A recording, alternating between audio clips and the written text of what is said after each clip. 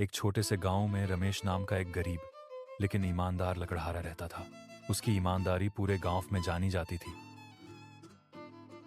एक दिन उसे सोने के सिक्कों से भरा एक पुराना बर्तन मिला।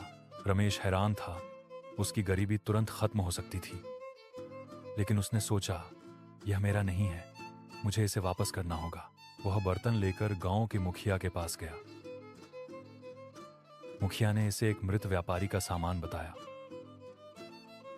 मुखिया ने कहा, तुम ईमानदार हो रमेश, यह धन तुम्हारा है।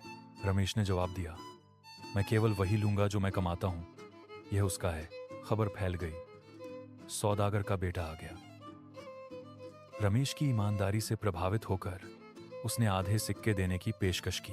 रमेश ने विनम्रतापूर्वक मना कर दिया।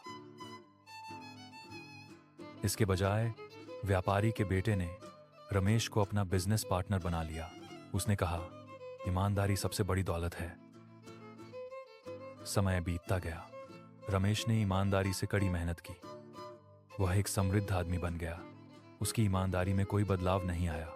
एक दिन जंगल में काम करते समय रमेश को एक छिपी हुई गुफा मिली। अंदर उसे प्राचीन शास्त्र और कलाकृतियां मिली। उन्हें रखने के बजाय उन्होंने अपनी खोज की सूचना अधिकारियों को दी। कलाकृतियों को संरक्षित किया गया और रमेश को उनके नागरिक कर्तव्य के लिए सम्मानित किया गया। ईमानदारी के लिए उनकी प्रतिष्ठा और भी मजबूत हो गई। वह क्षेत्र में सत्यनिष्ठा के स्तंभ के रूप में जाने जाने लगे। लोग उसकी सलाह लेते थे और उसके फैसले पर भरोसा करते थे। रमेश ने निष्पक्षता और न्याय को बढ़ावा देने के लिए अपने प्रभाव का इस्तेमाल किया। उन्होंने विवादों को सुलझाने में मदद की और जरूरतमंदों का समर्थन किया। उसकी ईमानदारी ने दूसरों को ईमानदारी से काम करने के लिए प्रेरित किया। उनके मार्गदर्शन में गांव समृद्ध हुआ।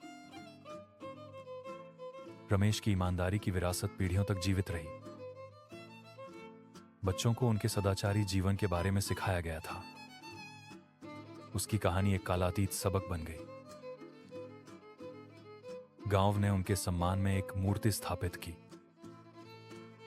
यह ईमानदारी के महत्व की याद दिलाता था। रमेश के उदाहरण ने दिखाया कि ईमानदारी से सच्ची सफलता मिलती है। यह सम्मान, विश्वास और स्थायी तृप्ति लाता है। ईमानदारी एक ऐसा गहना है जो कभी धूमिल नहीं होता। यह समृद्धि और सम्मान लाता है।